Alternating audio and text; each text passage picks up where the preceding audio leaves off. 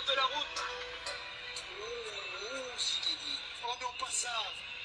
Pas aujourd'hui, pas maintenant, pas après tout ce que tu as fait.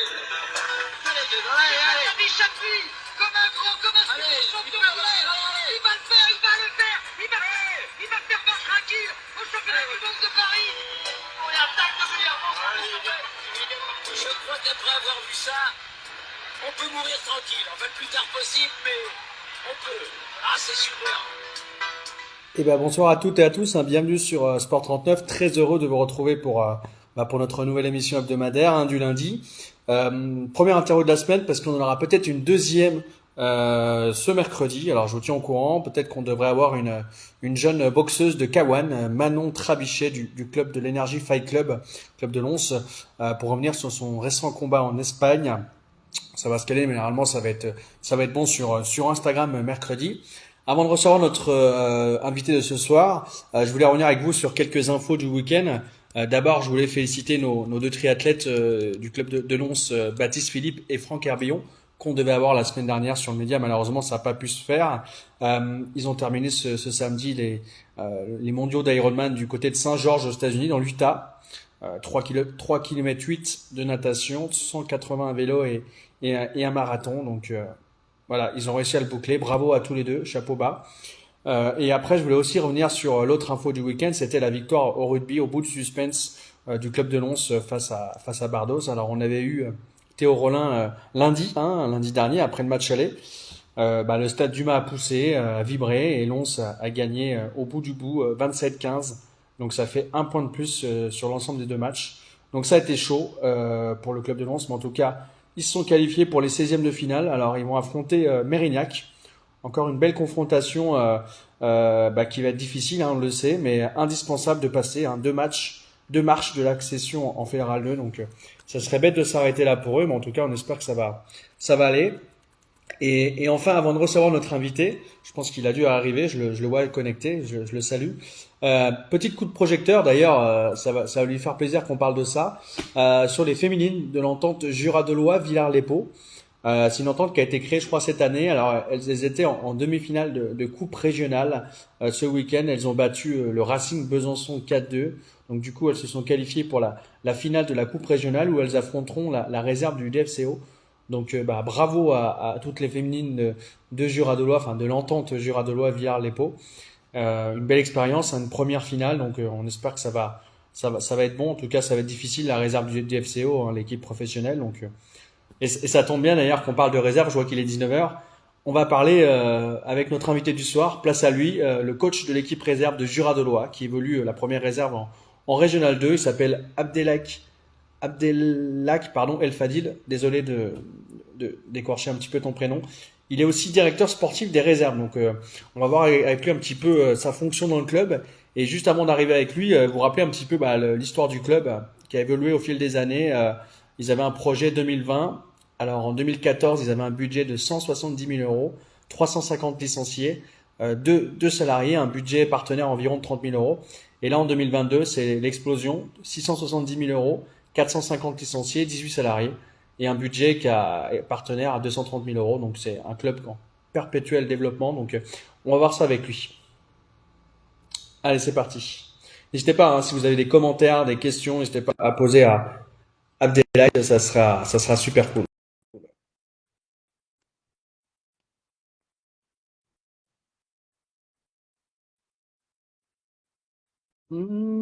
Bonsoir Abdelhaï. Bonjour Quentin, Est-ce que tu ça va? m'entends bien? Oui, je t'entends bien. Bon, très bien. Merci à toi d'avoir accepté l'invitation pour parler d'un sujet qu'on évoque rarement, même dans la presse en règle générale, c'est le sujet des réserves. Alors, même si on relate les résultats, mais c'est pas quelque chose qui passionne. Est-ce que tu peux te présenter un petit peu ton âge, d'où tu viens, puis ton parcours sportif avant de démarrer?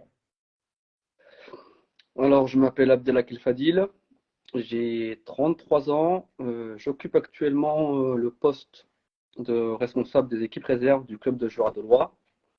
Je suis également adjoint technique en charge de la vidéo au Pôle Espoir de Dijon. Ok. Au niveau de mon parcours de joueur, j'ai arrêté ma carrière de joueur. J'ai suspendu ma carrière de joueur l'année dernière suite à une rupture du ligament croisé. Je suis passé par le club de Champagnole, formé à Champagnole, ensuite Jura Sud, ensuite retour à Champagnole et départ à Jura de Loire en Ok. tant que joueur. Donc j'ai évolué en DH, National 3, CFA, un petit peu. Et ça fait combien de Euh, temps, du coup, que tu es revenu à Dole, là, du coup? Moi, je suis arrivé tout début du projet, Ok. 2014, C'est projet JDF 2020. c'est ça, c'est ce que je dis. Donc Hmm. je jouais encore à Champagnole et j'avais accepté le poste d'entraîneur U19 en 2014. C'était Yoann Chapuis, Oui. à l'époque l'entraîneur de la Régionale 2. C'était Bernard Stépien, qui est aujourd'hui le vice-président du club. Et ensuite, il y a eu l'arrivée de Mohamed Mbitel la saison d'après. Hmm. Donc après, j'ai occupé le poste d'entraîneur U19.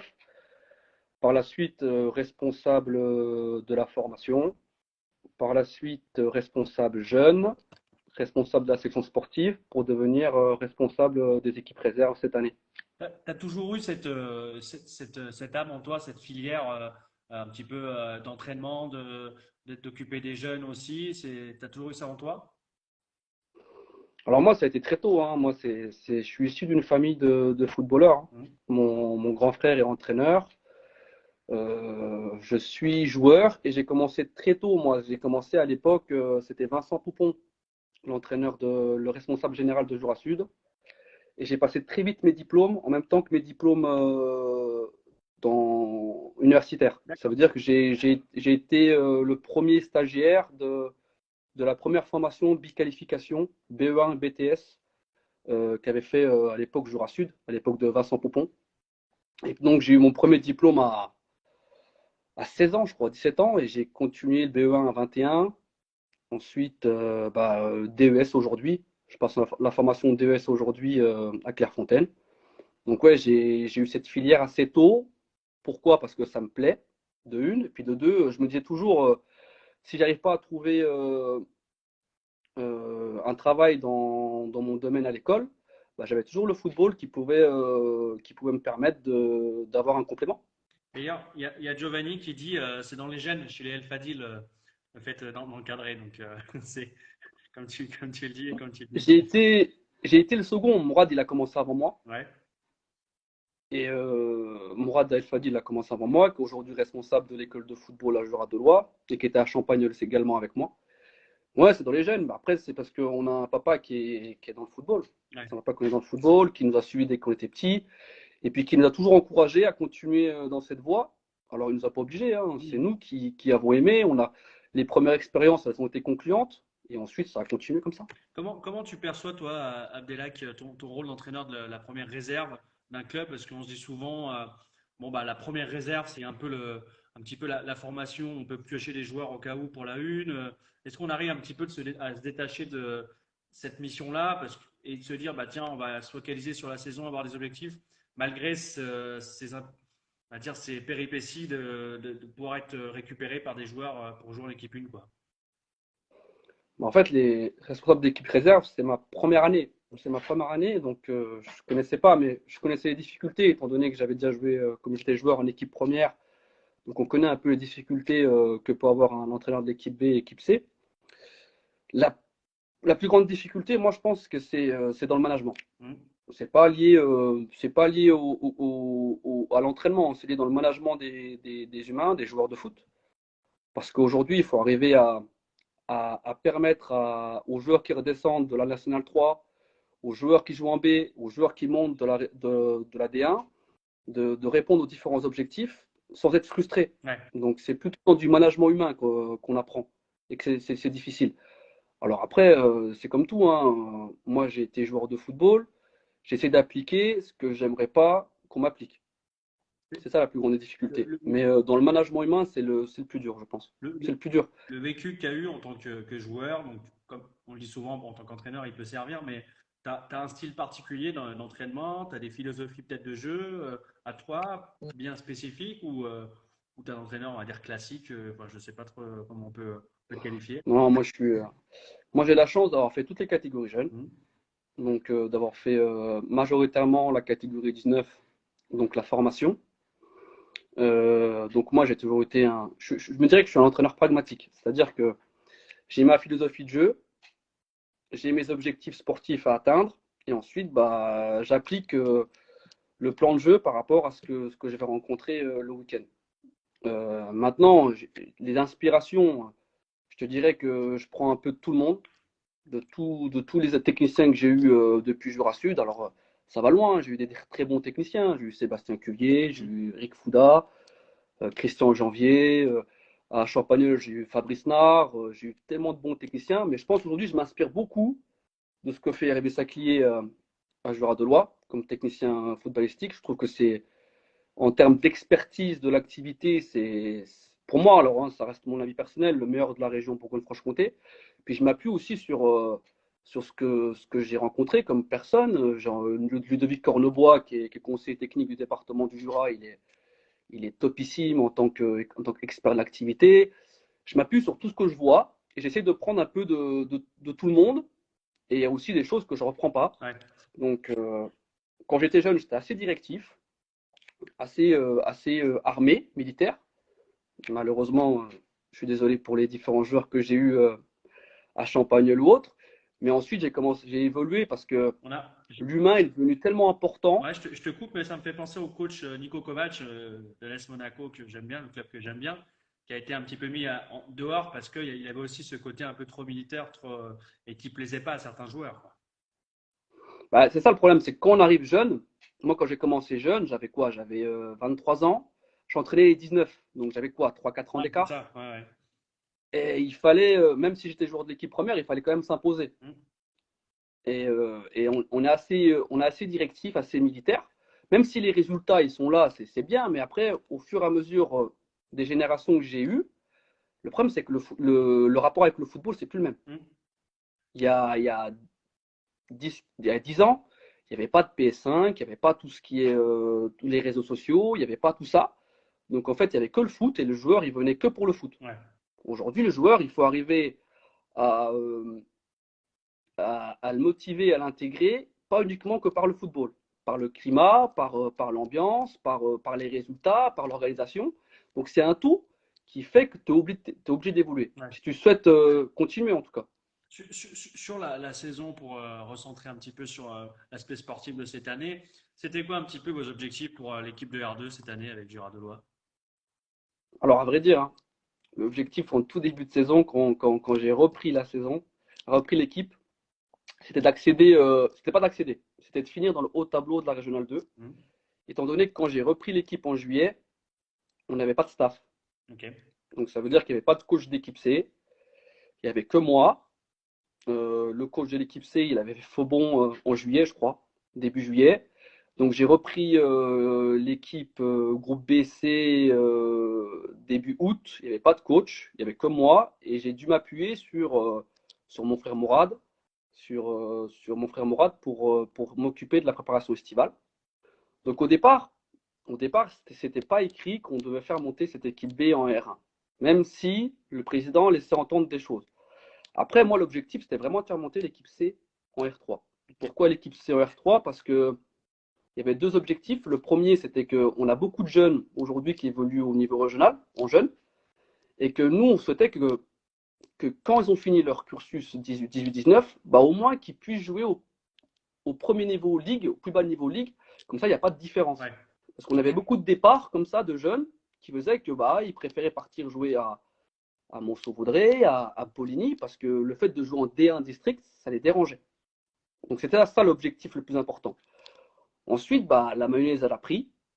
Et puis à la trêve, bah, on a clairement défini l'objectif de monter en Régional 1. Le profil des joueurs dans cette équipe de R2, c'est quoi? Parce que des fois, c'est des anciens C'est joueurs, il jeune. y a des jeunes, c'est quoi un petit peu le. Bah, en fait, la majorité des joueurs que j'ai en B et en C, c'est des joueurs que j'ai eu en jeune, en fait. Ok. Des joueurs que j'ai eu en. Je prends la génération. C'est des joueurs que j'ai eu quand je suis arrivé en 2014. Donc il y a des éléments. Mm.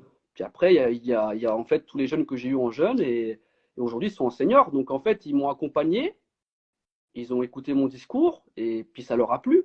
Mais après, il y a des joueurs avec qui j'ai joué aussi en tant que joueur. Mm. Ça va de 17 ans. Alors pour le plus jeune, ça fait 16 ans. de 16 ans à 30 ans. D'accord, ouais, donc ça va encore. Et c'est vrai, quand on regarde ce classement de la poule B de R2, vous êtes leader avec 3 points d'avance sur l'SPTT Dijon à 3 journées de la fin. Euh, Vu que l'équipe 1 ne peut pas jouer la montée, est-ce qu'il y a, peut-être, hein, je ne sais pas, je te pose la question, alors peut-être que tu me diras oui ou non, ça dépend. Est-ce qu'il y a des possibilités pour l'équipe 1 de vous faire redescendre quelques joueurs, comme le fait Champagnol en R1 pour faire sauver sa R2? Est-ce que ça pourrait être le cas sur ces 3 dernières journées ou pas? Non, Non? Ok. non, parce que il y a un objectif pour l'équipe première, C'est le podium. c'est de finir le mieux possible, Ouais. parce qu'on part du moment que mieux on finit, mieux on commencera la saison d'après. Hmm. Donc non, il n'y aura pas de renfort en tout cas. On va pas faire descendre comme certains pensent 3 joueurs de plus de 10 matchs de l'équipe A en B, et puis ainsi de suite en C. Parce que l'objectif de la première, comme il a dit le président, c'est de finir le mieux possible. Donc nous, on s'appuie. Après, faut aussi dire, hein, le coach il dispose d'un groupe de 24 joueurs en première, Ok. Donc forcément. et que 24 joueurs, et que il est 6-7 joueurs qui ne prend pas le week-end, qui jouent habituellement en B avec moi, c'est des joueurs qui s'entraînent toute la semaine en N3. D'accord. Donc ça, je vais t'expliquer, c'est un peu ça le contrat. D'accord. Après, c'est logique, hein, si l'effectif est fourni, forcément, il y a des joueurs qui redescendent, ils vont pas rester sur la touche à pas jouer le week-end. Donc c'est normal qu'ils jouent en B avec toi, c'est normal. Et ainsi de suite, en B, de B à la C, Su- su- mais non, non, non, non, il n'y aura pas de renfort. On ne l'a pas fait. On ne l'a pas fait sur le match de Monsobé.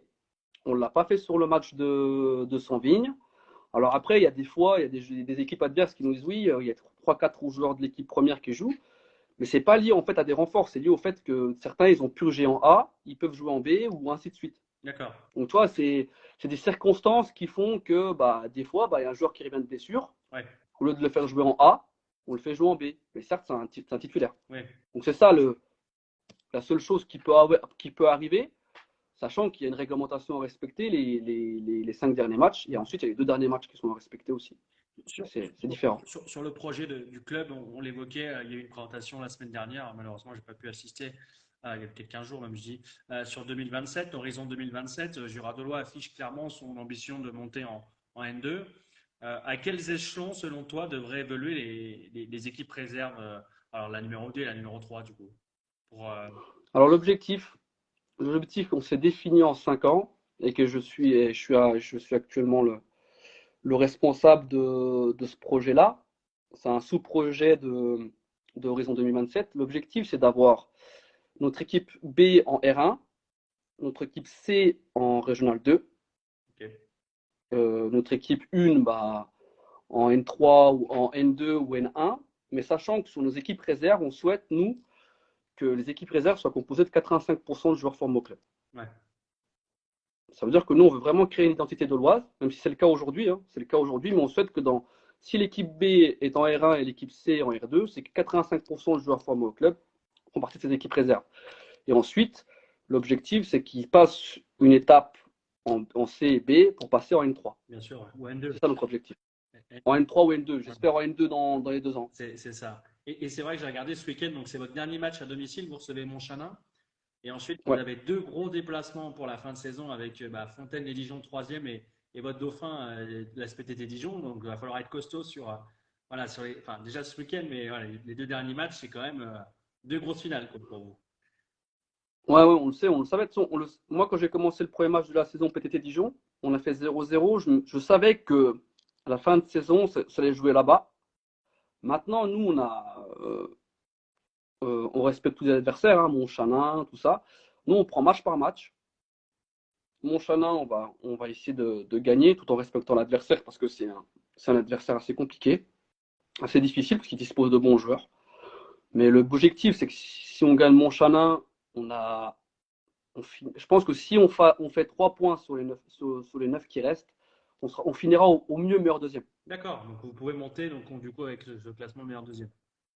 Voilà, pour l'instant, même si on a des résultats négatifs et qu'on gagne un match sur 3, on sera quasiment sûr de finir meilleur deuxième. Bon, en tout cas, on croise les doigts pour que ça fonctionne. Je voulais juste je vois que le temps avance malheureusement, mais je voulais évoquer aussi un petit peu avec toi, et c'est important parce qu'en plus, en préparant la mission, on m'a dit il faut mettre en avant Babacar Endour avec l'équipe C en départemental 1, leader de district avec 15 victoires en 18 matchs. Ils ont, je crois, 10 points d'avance sur l'Olympique Montmoreau. Pareil, le profil, c'est une équipe jeune, la D1. Ouais, c'est très jeune, hein. Ouais. Ouais, c'est très jeune. C'est beaucoup de jeunes qu'on a eu, que j'ai eu en 18R, 17R. C'est beaucoup de jeunes. Il y a aussi, il y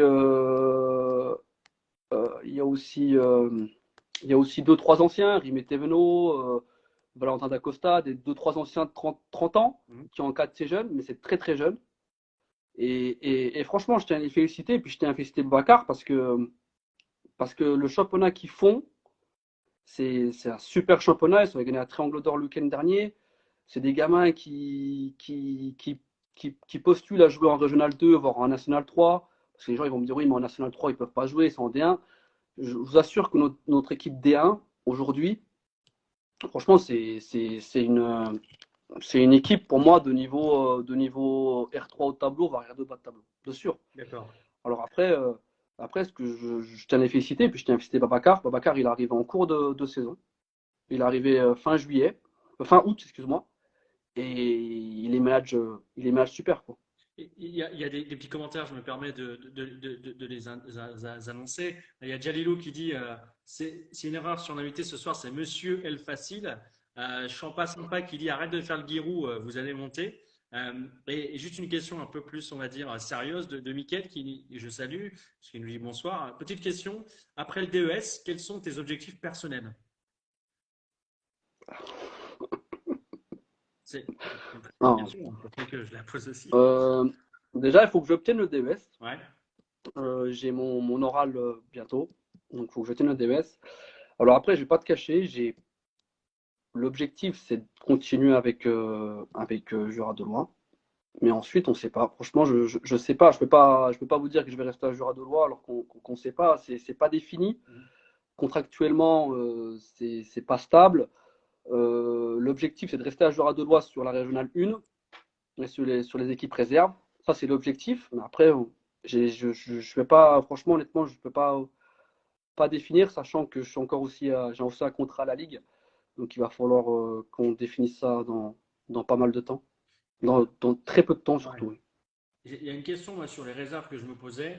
Le fait d'avoir des réserves donc à haut niveau, donc régional 1 ou peut-être régional 3 l'an prochain, on espère pour vous, est-ce que ça peut faire venir des joueurs complémentaires?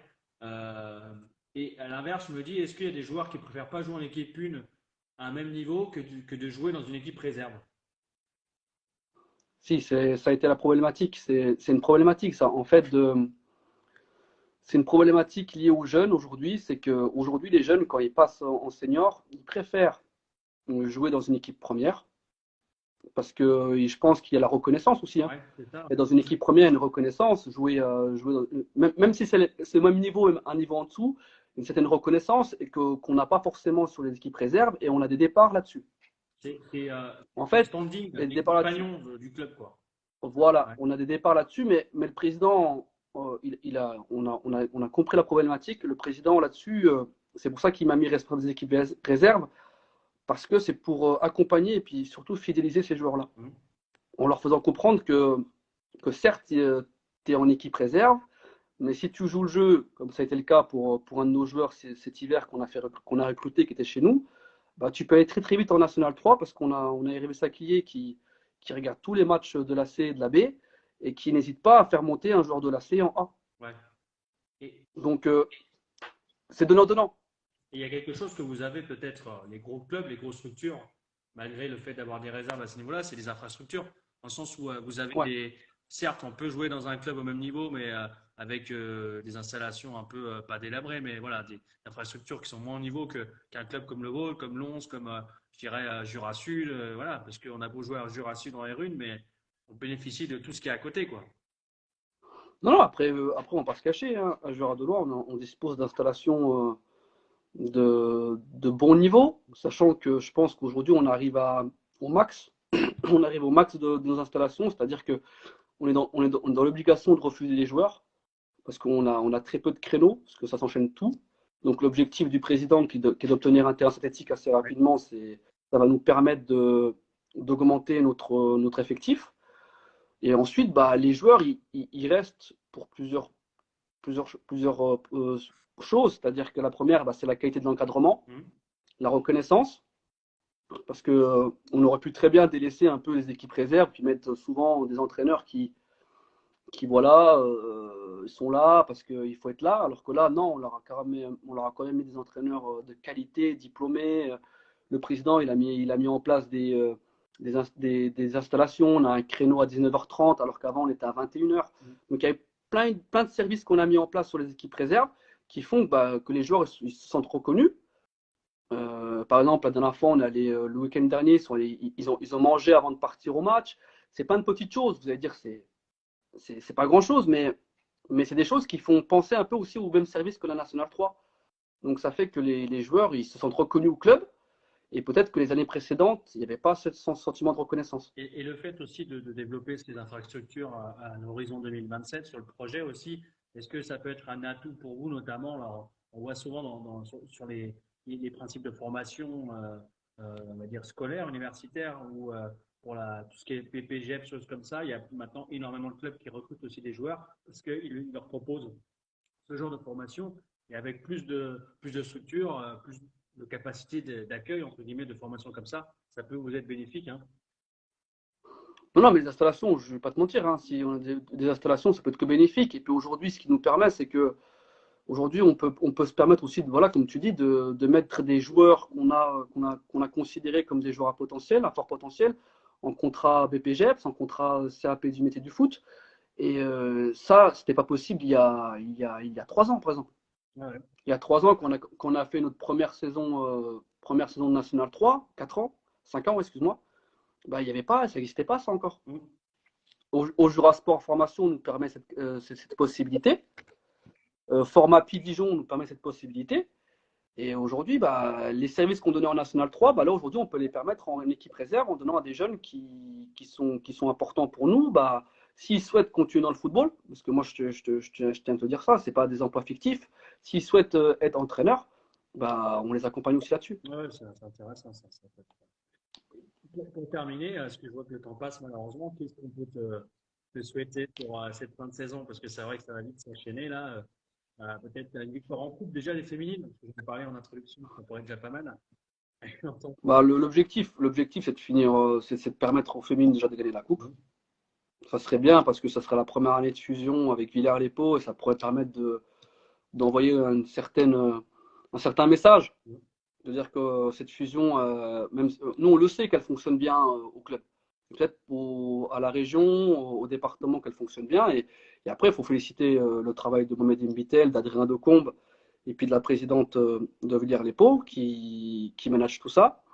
Ensuite, c'est de permettre à l'équipe première de finir le plus haut possible, le mieux possible. Et puis surtout, nous, d'accéder en Régional 1 et en Régional 3. Après, personnellement, on espère avoir le DES. Hein. Pour la R3, j'espère que c'est bien parti. Mais la R1, il y a encore quelques marches à franchir. Et puis, bah, le plus important, comme tu viens de le dire, tu as aussi ta formation personnelle. Donc, bah, si tout veut bien se goupiller, ça peut faire un 4 à la suite, un 5 à la suite pour la fin de saison. Donc, bah, on croise les doigts en tout cas. Je t'appellerai là-dessus. Je te dirai si c'est bon ou pas. Ouais. En tout cas, merci beaucoup d'avoir accepté l'invitation pour évoquer un petit peu tout ça. C'était vraiment intéressant. Abdelak, c'était vraiment cool. Plein d'autres choses pour la fin de saison. Merci à toi, Quentin, en tout cas. C'était top. Et Moi, je suis pas très fan de l'exposition médiatique. Hein. Je suis plutôt fan par rapport à exposer les qualités des joueurs et des staffs et du club, parce qu'au final, ça serait possible que par ces 3 composantes, pas que par moi. Hein. bien sûr, bien sûr. Et merci à toi, Quentin. C'est super. En tout cas, ce que tu fais, c'est super. Ça permet de. Non, mais faut le dire aussi, ça permet d'avoir une exposition médiatique pour des petits clubs, pour des gros clubs, pour des sports qu'on maîtrise pas. Merci de varier, c'est plus important, de parler de tous les sports. Donc, voilà. En tout cas, merci beaucoup et puis bonne soirée. Merci à toi. À bientôt. Bonne soirée. Ciao. Ciao. Eh ben, merci, hein. C'était vraiment cool. Merci encore à toi, Abdelak, le soutien et de ta disponibilité pour parler des réserves. On a appris pas mal de choses ce soir. Merci à vous d'avoir été présents, nombreuses et nombreux, hein, avec les petites questions. Alors, je n'ai pas posé la question de Champa sympa. Est-ce que El Fadil à Champagnole, c'est possible? Je crois qu'il nous a répondu un petit peu, hein, sur le fait que pour l'instant, il était bien Giradois. Il a eu aussi d'autres obligations contractuelles avec la Ligue. Donc, il attend de voir. En tout cas, il passe ses diplômes, donc on espère qu'il l'aura. Et puis, en tout cas, j'essaie de vous retrouver dès mercredi sur Instagram pour la deuxième émission de la semaine avec le K1. On va essayer de parler de K1 avec une jeune boxeuse qui a du talent. Donc, je vais vous dire ça si c'est possible demain. Et en tout cas, merci à tous d'avoir été présents. Bonne soirée et puis à très vite. Ciao.